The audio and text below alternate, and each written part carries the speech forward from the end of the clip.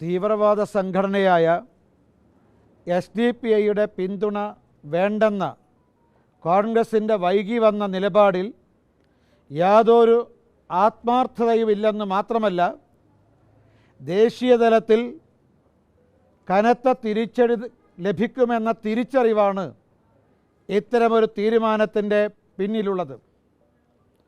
മതതീവ്രവാദ സംഘടനയായ SDPIയുമായി നിരവധി വട്ടം ചർച്ച നടത്തിയതിന് ശേഷമാണ് SDPI കോൺഗ്രസിനും UDFനും പരസ്യമായ പിന്തുണ പ്രഖ്യാപിച്ചത്.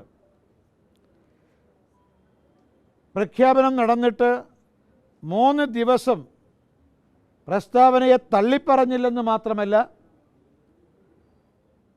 SDPI പിന്തുണയെ ന്യായീകരിച്ചുകൊണ്ടാണ് KPCC പ്രസിഡൻറ്റും പ്രതിപക്ഷ നേതാവും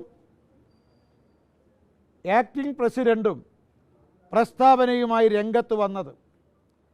ഇന്നലെ ഏറ്റവും ഒടുവിൽ കണ്ണൂരിൽ നിന്ന് KPCC പ്രസിഡൻറ്റ് ഞങ്ങൾക്ക് പിന്തുണ നൽകുന്ന ഒരു സംഘടനയുടെയും സഹായം വേണ്ടെന്ന് പറയില്ലെന്ന് അദ്ദേഹം ആവർത്തിച്ച് പ്രഖ്യാപിച്ചു. അപ്പോൾ ഇന്നാണ് അവർ തീരുമാനം മാറ്റാൻ തയ്യാറായത്. കാരണം കേരളത്തിനകത്തും പുറത്തും, പ്രത്യേകിച്ച് ദേശീയ തലത്തിൽ കോൺഗ്രസ് തീവ്രവാദ സംഘടനകളുമായുള്ള രാഷ്ട്രീയ സഖ്യത്തിനെതിരെ BJP ഉൾപ്പെടെയുള്ള വിവിധ സംഘടനകൾ രംഗത്ത് വന്നു. ദേശീയ രാഷ്ട്രീയത്തിൽ കോൺഗ്രസ് തീവ്രവാദ സഖ്യം ചർച്ച ചെയ്യപ്പെട്ടു. ഇതിൻ്റെ അടിസ്ഥാനത്തിലാണ്, മറ്റൊരു ധാരണയുടെ അടിസ്ഥാനത്തിൽ, SDPയുമായി കോൺഗ്രസ് ഉണ്ടാക്കിയ മറ്റൊരു ധാരണയുടെ അടിസ്ഥാനത്തിലാണ് ഈ പിന്തുണയെ വൈകി തള്ളിപ്പറയാൻ കാരണം എന്ന് നിസ്സംശയം പറയാൻ സാധിക്കും. ഇനി മറ്റൊരു സംശയവും കൂടി ഇതിൽ ഉയർന്നു വന്നിട്ടുണ്ട്. ഈ തെക്കൻ ജില്ലകളിൽ, ഇന്ന് തിരുവനന്തപുരത്ത് വെച്ചാണ് ഞാൻ മനസ്സിലാക്കുന്നു ഈ VD സതീശൻ്റെ പ്രസ്താവന വന്നത്, അല്ലേ? അപ്പോൾ തെക്കൻ ജില്ലകളിൽ SDPI പിന്തുണ അപകടം ചെയ്യുമോ എന്ന് സംശയമുണ്ട്. അതുകൊണ്ട് ഇവിടെ തള്ളിപ്പറഞ്ഞു. പക്ഷേ മലബാർ മേഖലയിൽ, വടക്കൻ ജില്ലകളിൽ SDPI പിന്തുണയുണ്ടെങ്കിൽ മാത്രമേ UDFന് ജയിക്കാൻ സാധിക്കൂ എന്നുള്ളത് കൊണ്ട് KPCC പ്രസിഡന്റ് സുധാകരൻ ഈ പിന്തുണയെ ന്യായീകരിക്കാനും തയ്യാറായി. ഇപ്പോൾ കേരളത്തിൻ്റെ തെക്കേ അറ്റത്ത് തള്ളിപ്പറയൽ, കേരളത്തിന് വടക്കേ അറ്റത്ത് അതിന് ന്യായീകരിക്കൽ, ഇതാണ് കോൺഗ്രസിൻ്റെ പ്രസ്താവനയിലൂടെ നമുക്ക് മനസ്സിലാക്കാൻ സാധിക്കുന്നത്.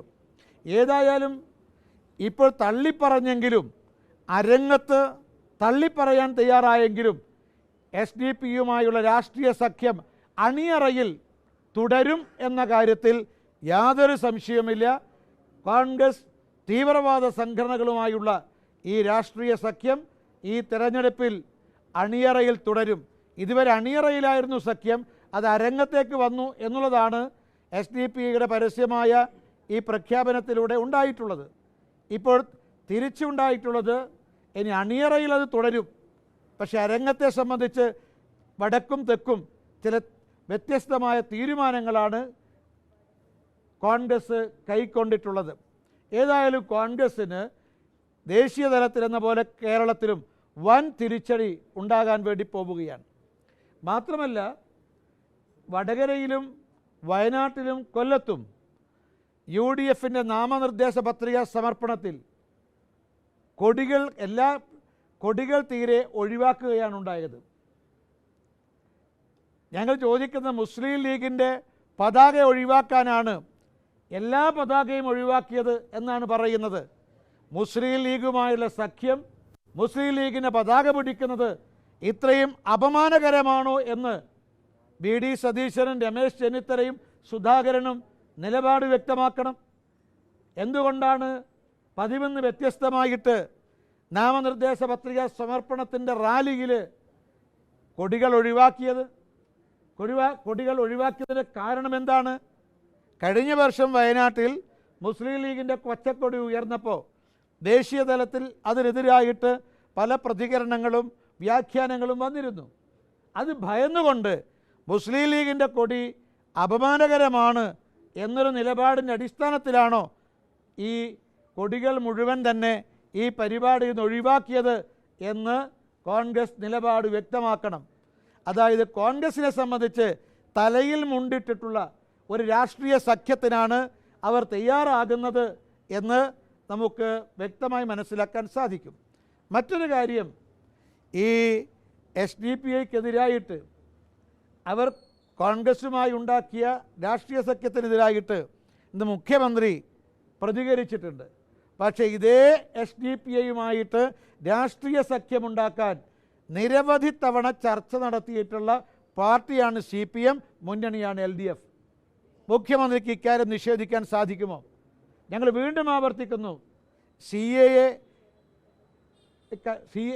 ഈ പൗരത്വ നിയമ ഭേദഗതിക്കെതിരായിട്ട് കേരളത്തിൽ നടന്നിട്ടുള്ള അക്രമാസക്തമായ സമരത്തിൻ്റെ പേരിൽ ചാർജ് ചെയ്ത കേസുകൾ എല്ലാം പിൻവലിക്കാൻ തയ്യാറായി സംസ്ഥാന സർക്കാർ. ഈ കേസിൽ ഭൂരിപക്ഷവും പോപ്പുലർ ഫ്രണ്ടിൻ്റെ പ്രവർത്തകരാണ്, SDPIയുടെ പ്രവർത്തകരാണ്. അതായത് SDPIയുമായുള്ള ധാരണ അത് മാർക്സിസ്റ്റ് പാർട്ടിയും LDFും ഉണ്ടാക്കിയിട്ടുണ്ട്. ആ അന്തർധാരയാണ് ഈ കേസുകൾ പിൻവലിക്കാൻ കാരണം. അതുകൊണ്ട് SDPIക്കെതിരായിട്ടുള്ള CPMൻ്റെയും മുഖ്യമന്ത്രിയുടെയും പ്രസ്താവന, പ്രതികരണം യാതൊരു അർത്ഥവുമില്ല എന്ന് കൂടി സൂചിപ്പിക്കാൻ ആഗ്രഹിക്കുകയാണ്. ഈ CA വിരുദ്ധ കേസുകൾ പിൻവലിപ്പിച്ച് മുസ്ലിം വിഭാഗത്തിന് അതുപോലെ തന്നെ SDPIയുടെ ഇതുപോലെ മതതീവ്രവാദികളുടെ വോട്ട് നേടാൻ CPM ശ്രമം നടത്തുന്നുണ്ടായിരുന്നു. പക്ഷേ അവർ നിരുപാധികം കോൺഗ്രസിന് പിന്തുണ പ്രഖ്യാപിച്ചുകൊണ്ടാണോ ഈ മുഖ്യമന്ത്രി ഇങ്ങനെ ഇതിനെ പരിഹസിച്ചുകൊണ്ടിരിക്കുന്നത്? അല്ല, ഇത് പൊതുവേ ഈ പിന്തുണ വന്നതിന് ശേഷം കേരളത്തിലാകമാനം അതിശക്തമായ പ്രതിഷേധമാണ് ഉയർന്നു വന്നത്.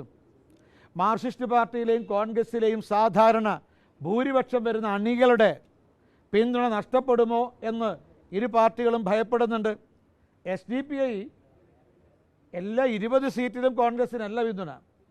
അത് പുറത്ത് പരസ്യമായി അങ്ങനെയാണ് പ്രഖ്യാപിച്ചതെങ്കിലും കോഴിക്കോട് ഉൾപ്പെടെ ചില മണ്ഡലങ്ങളിൽ SDPI പിന്തുണ LDFനും നൽകിയിട്ടുണ്ട് എന്നുള്ളതാണ് വസ്തുത. അപ്പോൾ കോൺഗ്രസ് തള്ളിപ്പറഞ്ഞതുപോലെ തന്നെയാണ് ഈ ജനരോഷം ഭയന്ന് മുഖ്യമന്ത്രിയും CPM നേതാക്കളും ഈ പരസ്യമായി തള്ളിപ്പറയാൻ കാരണം. അപ്പോൾ ഞാൻ സൂചിപ്പിച്ചതുപോലെ SDPIക്ക് അണിയറയിൽ UDFുമായി ഉണ്ടായ സഖ്യവും LDFുമായി ഉണ്ടാക്കിയ സഖ്യവും തുടരും എന്ന കാര്യത്തിൽ യാതൊരു സംശയമില്ല.